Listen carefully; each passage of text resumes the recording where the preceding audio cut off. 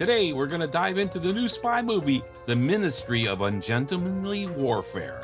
But don't worry, no spoilers, but we will dig into this a little so that when you go see it, this episode is going to enhance your viewing experience. Hi, this is Dan. And Tom. Of SpyMovieNavigator.com and our show, Cracking the Code of Spy Movies. Your spy agents bringing you the best coverage of spy movies in the world for almost 5 years. All right, let's get into it. Now, Dan, actually, before you start, I do have to say, this is one of the hardest titles I've ever had to pronounce. That word ungentlemanly is a tough one for me. I'm glad you said that because I have a problem with that too, and I thought I was losing my mind. So you may hear me call it Ministry during this episode. Yeah, I think for short we will. All right, here's a synopsis from the official website. Just so you know, you have to have this basis for the movie.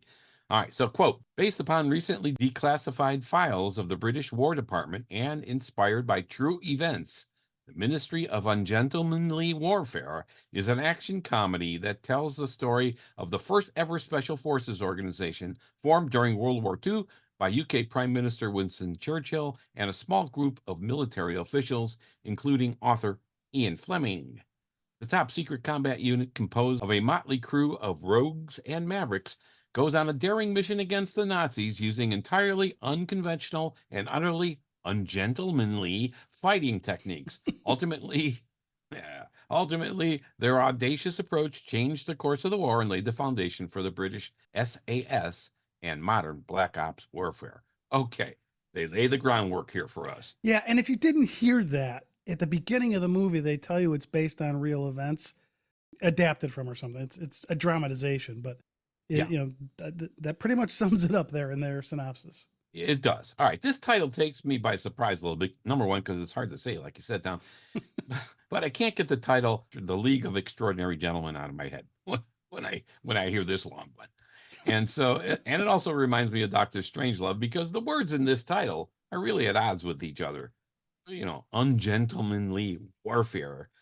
Yikes. So from Dr. Strangelove, it reminds me of... Gentlemen, you can't fight in here. This is the war room.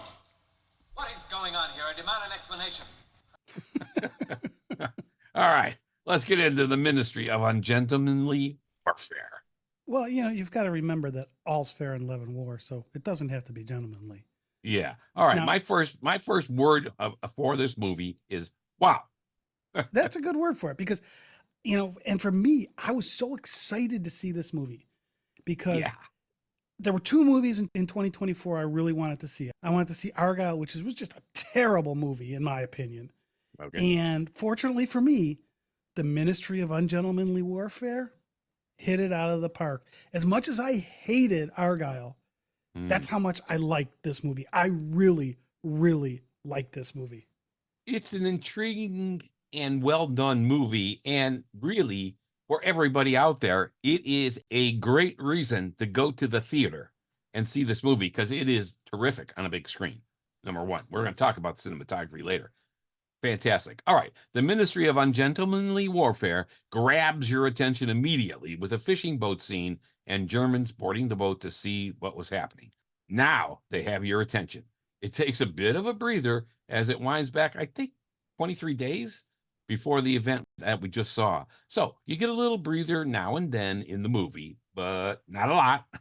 And during the breathers, you really have to pay attention. You need to know who the players are and what their role is in this World War II movie that pits the Germans against most of the rest of the world. Yeah. As quickly as you can understand who each of the players are, the more you're going to appreciate this movie. Yeah. And one thing I appreciated in this movie was the pacing. Yeah. Okay. Because good. Oftentimes I'll sit there in the middle of a movie going like, oh God, they're only 20 minutes in. This thing there was no looking at my watch. It just was well paced, telling the story, and just it kept going. And you kind of had an idea about where it was going to go, but you weren't sure what the ending was going to be. Exactly. But you knew how they were going to get to there, pretty much. Yeah. And it's over 2 hours. This is over a 2-hour movie, but like I said, the pacing was terrific. There really weren't any slow parts. No. All right. The storyline is, as you know, from the trailers and the pre-release stuff. And if you haven't watched the trailers and whatever, you might want to skip ahead 40 seconds or whatever. But this isn't a spoiler. It's in their stuff, right? You know that the Germans are using a neutral port, Fernando Po, off the west coast of Africa as a secret base to refresh their U-boat fleet with important materials like CO2 filters and a bunch of other stuff. Without them, the subs cannot submerge. Y'all remember Filters are Apollo important, Dan. Yeah, for a sub. That's the Yeah. sub part. Yeah, exactly. We remember when Apollo 13 had an explosion in space and they were losing their oxygen. They had to use the lunar landing module to stay alive, but they had to fabricate CO2 filters for the lunar module, as the ones in the command module were round and the ones in the lunar lander were square. What a plan that was, huh? Yikes. What's that So line in without the the movie? CO Something like, this could only be a government operation. Without the CO2 filters, they die. Same for the German U-boats. So And we have CO2 filters are needed under the water. We have CO2 filters needed up in the sky. space. Absolutely. We walk around here without CO2 filters. Yeah. Thank God for air.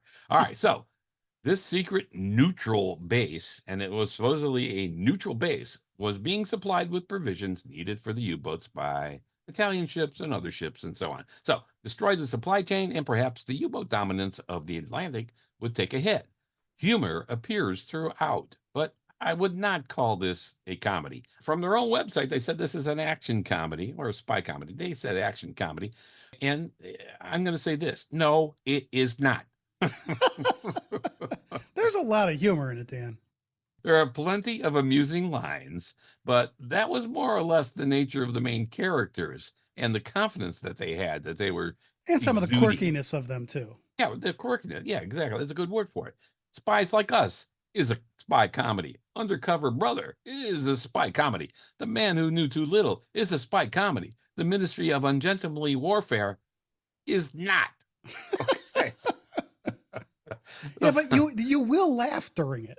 Hey, the funny lines, and some were amusing. I say that. Yeah, absolutely. Were more like Bond quips on drugs. They were good, and they offered a tiny bit of relief, but were not a main feature. Death and violence are the main features here.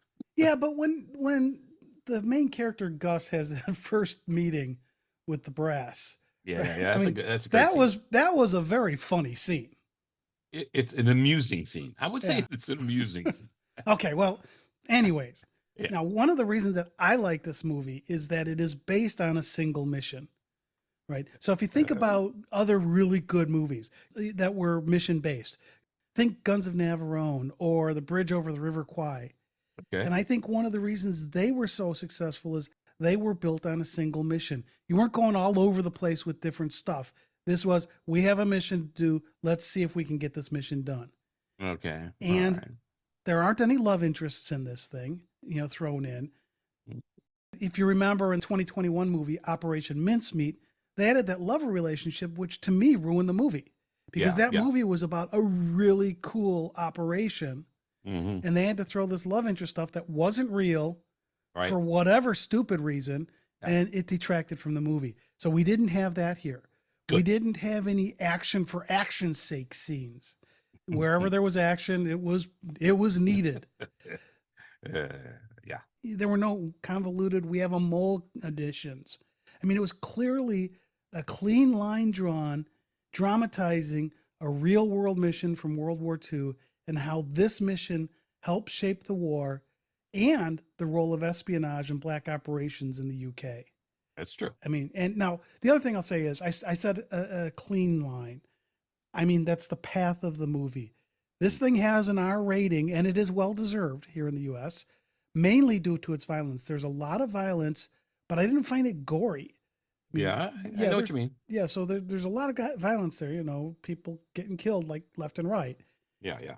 And there are many different ways people die, and each character seems to have his or her specialty, which is pretty cool because they're all different. And I like the variety of weapons too that Yeah. they use. There's some throwbacks there to other movies, but well, And like you said, there's truth to those weapons. yeah, I like what you said about the Guns of Navarone, the analogy there, and the Bridge Over the River Kwai. But really, in the Ministry, there really are two missions, really, or one very tough mission inside another very tough mission. Well, In the beginning yeah. what he's got to do, right? So Yeah, I mean, that's that's two. So I think there's actually two. Now, for me, I saw a bit of the Dirty Dozen in here and a bit of the Secret Invasion. We have an episode out on the Secret Invasion, so take a listen to that one. In these movies, they put together a ragtag team of misfits and criminals to conduct a secret operation. And yes, the SOE, the Special Operations Executive, is running this operation in the ministry, and it is indeed Operation Postmaster, which was a real World War II operation. And yes, Ian Fleming had something to do with it in real life and in the movie. I also see what we have seen in a lot of classic spy movies, a device called the double pursuit. Remember, in the 39 Steps, Hannay was being chased by the police for a murder that they thought he committed, but also had to avoid the powers that be behind a secret organization who knew now that Hannay could cause them some serious troubles. So Hannay had nowhere to turn for help. Well, here we have multiple uses of this concept, really, because the mission, the operation, was Churchill's secret, as he says, and now only his close circle knew that he was going to try this operation because Britain was desperate. They needed supply ships to get through to them, and they actually needed the United States in the war.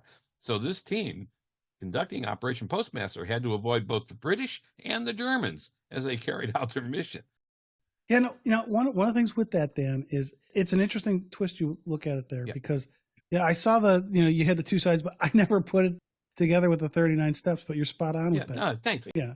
And likewise, I mean, Churchill was in the same boat. Right? No pun intended there, right? Yeah, not at all, right? Yeah, right. He couldn't let the powers find out what he was doing here. That's right? true. So he had the Germans to worry about, and then the team he put together to worry about, and all the high-ranking officials in the UK who wanted him to do something different to worry about. So Churchill was sitting on an island. Yeah. Again, I love this double pursuit concept. I mean, you see it often in spy movies. And throw in a little Kingsman here for the action sequences, I see, and especially like the church fight scene in Kingsman: The Secret Service, 2014, and maybe a little bit of Inglourious Bastards. Yeah, there's a few things. There's a few tie-ins with Inglourious Bastards here. Okay, good. Yeah, and now I will say this though, Dan. Yeah. There is no fight scene that can beat the church fight scene in Kingsman: The Secret Service. I tell you, that was an amazing fight scene. There were some really good fight scenes in this movie, but that's my favorite of all time. Yeah, we're going to talk a little bit about that stuff, but man, this is incredible because you see about 100 of those. All right, and there's a lot of excitement about Henry Cavill, obviously, in this one, because many articles, of course, are saying that this character, that the one he played, Gus March Phillips, inspired Fleming in his creation of James Bond and how Bond was. Well, all right. We know Fleming himself has said that Bond was pieces of a lot of people that he knew in his lifetime and in his career. So maybe Phillips was a partial inspiration. I don't know. Well, now on Jimmy Kimmel the other day, last week, promoting this movie, Henry Cavill actually said that Gus was the inspiration. So, yeah, that's Henry Cavill saying it. What did Fleming say? Fleming, in his own words, said, "Hey, he's components of lots of people." So I'm going with Fleming. You're going to trust him at his words, huh? Yeah. Okay, so let's go forward here then, and we've told you that this is based on a real mission. Yeah. In fact, like I said before, they put this up on the screen before they start. Yeah. Now we're not going to go into all the details here because this is a non-spoiler event, but we will say in this movie there was something called the Vulcan, Duquesa d'Aosta, Maid of Honor, Lagos, and Fernando Po.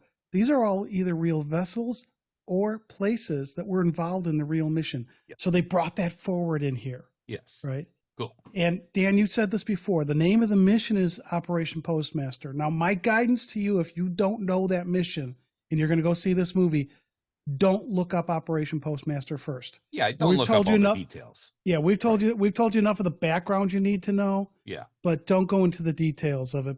Now, when you're done, take a look, go look it up online and go like, oh, wow, they really did nail this thing. Yeah. With the way they did that. So just be careful of that, but it is based on that real mission. Yeah, and you're watching this movie for 2 hours, and I have to say, the acting was outstanding. Everyone did their part and did it well. The cinematography was cool. There were some great shots, sweeping shots, colorful harbors, parties, and costuming. All solid. Oh, and how about that green dress? Oof. And the green dress on Marjorie, on the character Marjorie, that's something to take a look at. Now, you mentioned the cinematography. Ed Wilde, I thought, did a really good job with this. Yes. And then he's done work with Guy Ritchie before, so they seem to be a fairly good team. Yeah. Now, we mentioned that those vessels and those places were real. Yeah. Most of the main characters are based on real people from the mission. That's true. So you have Alan Ritchson, who I don't know if you can have a larger human being. The guy is just enormous. Yes, he is. And he plays Anders Lassen. Alex Pettyfer plays Jeffrey Appleyard. Hero Fine Tiffin plays Henry Hayes. Yeah. Terrific. And Carrie Elwes plays Brigadier Gubbins, or M. Yes. Freddie Fox plays Ian Fleming. Roy Kinnear plays Winston Churchill. I mean, as you said, Dan, this is an excellent cast. Yeah. And again, all of these people were based on real people.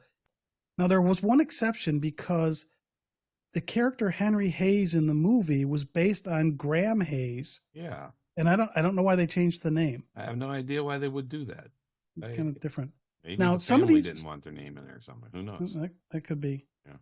Some of the actors here have a spy movie or spy series background. So, for instance, Richardson was Reacher. Mm-hmm. Freddie Fox was in the Apple Plus series Slow Horses, where he played James Spider Webb. Yeah. Roy Kinnear played Bill Tanner in the last 4 James Bond movies. Yeah. And Alex Pettyfer was in Chief of Station. There are 3 other actors I want to call out because I thought they played their roles very well.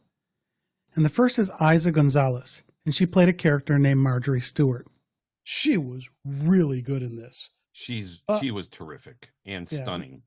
Yeah. But, well, it was to me at first, I'm looking, okay, that's not Gal Gadot. And then when she comes on that green dress, I had to do a triple take. Yeah. Yeah. All right. Yeah. But so anyways, Marjorie Stewart ended up marrying Gus in real life. Yeah. But I've not been able to find a direct tie-in of her character to the operation itself. Yeah. Right. So she has a very large role in this movie, but I think it's fiction. Yeah. That's part of the dramatization, if you will. Yeah. This isn't all word for word real. Yep. Yeah. And then you have Babs Olusan-Mokin, who played a character called Heron. Yes. Henry Golding played Freddie Alvarez. Yes. Now, I've not been able to find a real-world reference to either of their characters, but Heron really sounds like an amalgamation of, and really kind of based on, this one character, Richard Lippitt, who was real, who did similar things to what Heron did, but I think they kind of morphed him in with a couple other real-world characters when they created him. Yeah, and of course, at the top of the cast, of course, is Henry Cavill, one of our favorite roles we've ever seen him in. He plays the real-life person, Gus March Phillips. He was great in this. Yeah, he's terrific. Cavill is great at this role, and he really looks against type from what we normally see him. He's usually clean-shaven, closely shaven, pretty boy kind of guy. Here, he doesn't look like that. Yeah, he's not looking like you normally see him here. That's for sure. No. And it's nice to see him do that. Yeah, so. yeah. He was great. Now, there's one character in this movie that drove me absolutely crazy. Okay. And usually I'm pretty good to say, okay, here's an actor or an actress in the movie, and here's where I've seen them before. Yeah. Well, it took me over half of this actor's screen time before I remembered he was a character in the movie Inglourious Bastards. Hey, there you go. There it is And again. When it hit me, I almost shouted out, "Hey, that's!" and then said the name of the character. Oops. Fortunately, I didn't. There were enough people in the audience that wouldn't have been good. Yeah, yeah. Now, his role here is very opposite what he did in Inglourious Bastards. Mm. And anyways, this actor's name is Til Schweiger, and he plays the character Heinrich Löhr. Now, Till is a huge star in Germany, but he hasn't done many UK or US movies, although he did play the watchmaker in Atomic Blonde. Now, all of that said, I'm just going to tell you, when you see Löhr, think of the movie Inglourious Bastards. It'll help you remember the role. I'm not going to let you know what it is, because that revelation was fun because it's so opposite the character he played in that other movie. And he's terrific. He's terrific in this. I mean, his facial expressions, everything, just fabulous. I mean, it's acting through and through. His whole body is acting. So yes, he does a great job here. Yeah. All right, and I said that we were going to talk a little bit more about Inglourious Bastards. That's not the only tie-in. One of the character gives himself away because of the language thing in one of the scenes. Yeah. So if we remember in Inglourious Bastards, Lieutenant Archie Hickox, played by Michael Fassbinder, gave himself away with a language issue. So language can be a problem in the espionage world. Yes. You can see in this movie how it was resolved. Yeah. When we talked to the real CIA spy, he told us that you better be good with languages. Yep. Because you screw up, you have to be perfect. In serious trouble. Yep. Yeah. Right. So this is an excellent cast. Yeah. And there's some great tie-ins to the real people who were involved in this mission. And I also thought that the company worked very well together. The chemistry was there amongst the actors. So just really well done. Yeah. I mean, kind of like the Mission Impossible guys working together. It was kind of that cohesiveness. So I agree. The casting was terrific, and each came off as believable characters that you were rooting for. So they win you over quickly. Let's talk about Guy Ritchie directing. Guy Ritchie directed this enjoyable movie, and he did, as you recall, the Sherlock Holmes movies with Robert Downey Jr. and Jude Law. In those movies, Holmes was super fast, and Ritchie used slow motion to show us how fast Holmes was in his actions. Here, forget it. He forgets the slow motion. This is rapid fire action at full speed, or maybe even more than full speed, and it works. It works. Yep. Now, he also gave us another movie that I really liked, which was Operation Fortune Ruse de Guerre last year. Yep. Right. I really liked that one. And so it's nice to see two successful Guy Ritchie movies. Yeah. Yeah. I wish Matthew Vaughn could follow on with that and actually have a couple back to back that work. Yeah. That would be good. Now, Dan, you mentioned a bit ago that you saw some of the elements of The Dirty Dozen, The Secret Invasion, and other movies here. Yeah. And I want to point out a few more real-world connections, as well as some connections to other spy movies. All right. I love that. Good. And the first one here, I'm going back to exactly what you said. Yeah, the way the team was assembled, it reminded me of the movie Silent Enemy. Oh, yeah, that was a good one. Putting the team together there. The team was assembled, but they didn't train for a mission like the one they undertook. Right. I mean, it's pretty much the same thing here in Ministry. Another thing was the secrecy of the team. I mean, Churchill put it together with Brigadier Gubbins and Ian Fleming's help. Remember, Fleming had a British intelligence background. Yes, he did. And you see him come up in a lot of these movies because he was involved with British intelligence at kind of the formation of some of these organizations. In the movie, they say it too. He worked for naval intelligence. Now he's working for me. Yeah. Now, there's one more similarity I really like here. Okay. And this is that the conflict between other members of the government and this team on this operation. Yeah, we've seen that before.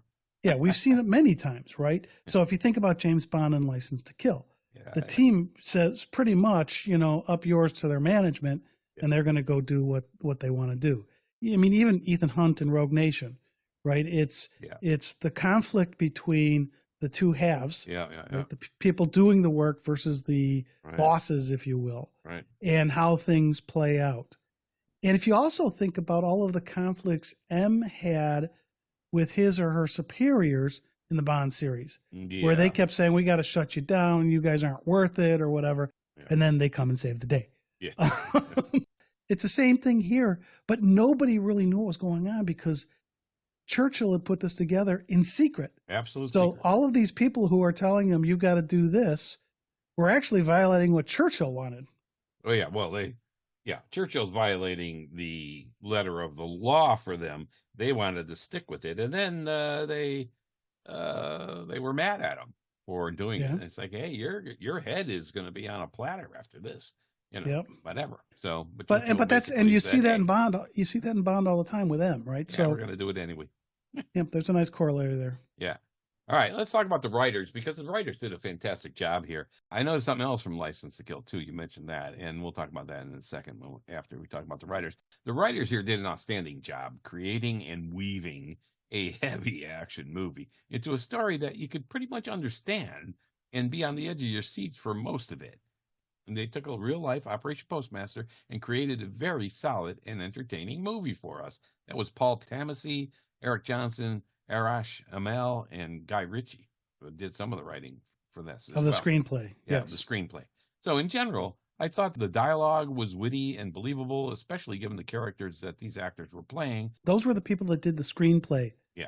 Now, this movie was based on a book called The Ministry of Ungentlemanly Warfare, how Churchill's secret warriors set Europe ablaze and gave birth to modern black ops. There you go. By an author named Damian Lewis. Yes. So you want a long title? That's a long title. Yeah. But so I want to give credit to him because he actually wrote the story that they then based the screenplay on. Absolutely. Great.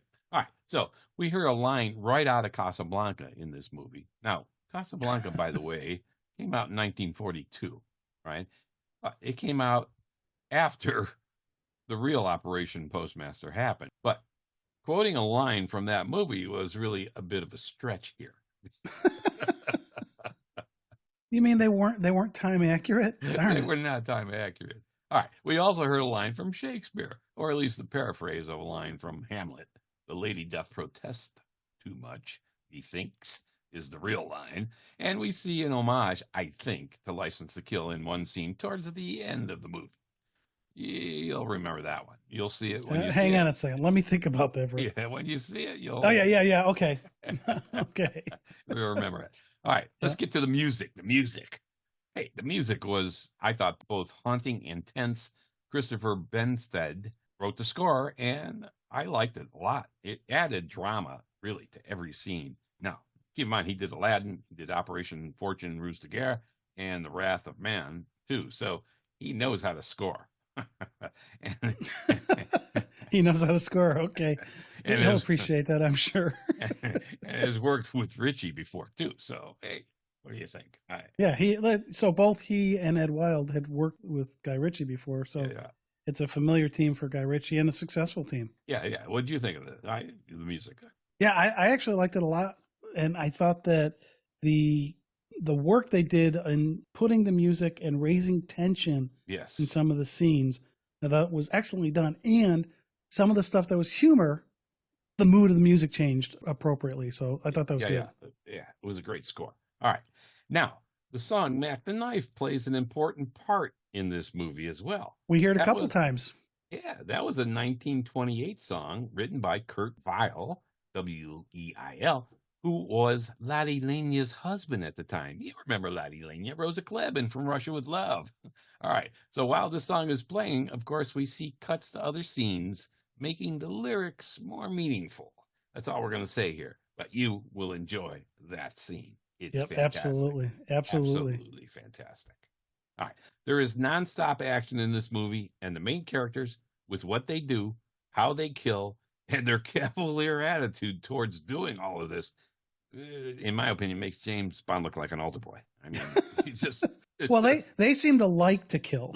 Oh my God. Yeah. I mean, the total body count, he can't even begin. Yeah, I wouldn't know where to start counting on that. Yeah.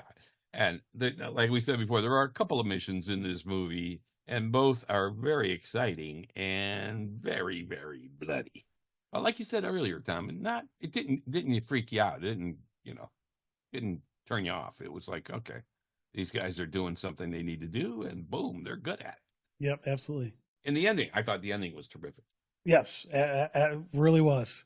Yeah. Okay, now let's talk about this as a spy movie itself, right? Because since it's a spy movie, it needs to have some spy movie tropes in it. Yeah. And we know it's a spy movie because there's a scene on a train. Hey, there you go. You almost always have to have a train in spy movies. I mean, if you go back to the 1926 movie, The General, the 1928 movie, Spion or Spies, the 1935 movie, The 39 Steps, and many, many more spy movies, including Bond and Mission Impossible series. Tons of Bond movies. So there is a train scene here. Yep. And there's a classic espionage move that we've seen in multiple movies here. I'm not going to give it away, I know what you're but talking when about. you see it, you're going to be like, wow. Yeah, okay, cool. And it even tied me back to Live and Let Die. And all right. and if you think about it, Dan, you may not have gone like, oh, that's like Live and Let, but to me it was like, oh, that's like Live and Let Die. I'm not going to say where, but Right. once you see it, you'll recognize it. Yeah.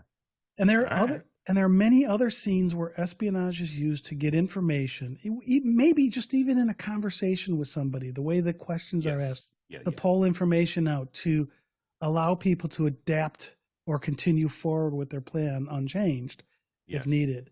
Yeah. And Yeah. to me, the most espionage move in this occurred on the train scene. And again, there's a lot of other stuff that happens, but Mhm. in terms of what you think of as what an operative might do in the field, Yeah. there's one that just like jumps out at you. Yeah. So don't worry, anybody out there, if this is a spy movie or not. We've got boats, we've got trains, we got explosions. So no worries. No worries. That's pretty much it. We know the backdrop of this movie, right? We know Fleming was involved in this. And in the real world, in Operation Postmaster, Fleming prepared the cover story that would convince everyone that the British had no responsibility for this raid. That's pretty cool. All right. So, okay, we're intrigued because here again, it's Fleming, the creator of James Bond in real world espionage and operations. That's cool. All right. So, And he Tom knew how and to I tell are- a story. Yeah. Tom and I aren't the only ones who like this movie. I talked to this one guy, Dan, after the movie ended and got his reaction to it, and here it is. Saw the Ministry of Ungentlemanly Warfare. And what's your name? My name's Dan. Dan. Hey, I'm Dan too. That's fantastic. Dan, what did you think of the movie here? I enjoyed it. It was very well done, very well made, great cast, and it had a lot of star power. I don't think it's going to see any kind of Oscar nods come Oscar season, but it had a lot of good action, and it could have used some more violence. I'd like to see an unrated cut come out, How do you compare it to other movies, you think? Like I said, a lot of times, when I see the trailer, when I see the movie, I'm actually kind of disappointed in but this one actually held up. It really, came across. Okay, that's a good point. point. I was very happy that, a lot of what's in the trailer was in the movie, and it added to it, and it also didn't give away too much in the trailer. A lot of times you see the whole Mission trailer. Impossible gave everything away in their Yes, trailers. and so did what was that other movie that it was film kind of. Sisu, yes, Sisu gave the whole film away. Yeah. What's the point, right? In the trailer, and it's like when I saw the movie, it's like, there's no surprises or anything like that. But this was still good, still enjoyable. Yeah. Kept you on the edge of the seat at the end, what was going to happen and stuff like that. So did you like the whole storyline? I did. It's based on a true story. Yes, right? I did enjoy it. Like I said, I love Alan Ritchson. I love Alan Ritchie. That's why the main reason I wanted to come see it. And Henry Cavill, and Eiza González, and it was just a great cast, and I really enjoyed it. Yeah, so you enjoy the acting too. Yes. About the cinematography. I mean, it's something I could see again. Definitely, I could come see this again. Cool. So, All right, that's great. All right, hey, thank you very much. Sure, no problem. Hey, thanks, Dan. Thank you. Yeah. Thanks. Thank you. Thanks. Yeah, so that's a really good summary from him, Dan, because it ties up for a lot of the stuff we've been saying. Yeah. And this is this isn't you and me. This is some guy in the audience. Yeah, and I like that he said he'd see it again. We haven't heard that for quite a while. Absolutely. There were 50 people or so in the theater. Remember that we were there on preview weekend, which was a week before the movie opens. Right. So a lot of people don't know about those. Yeah, which was good. I mean, it was nice and quiet in there. I mean, there were a few people laughing out loud at a couple of the amusing lines. Yeah. Which is good. That's good. Yeah. So that's good audience feedback.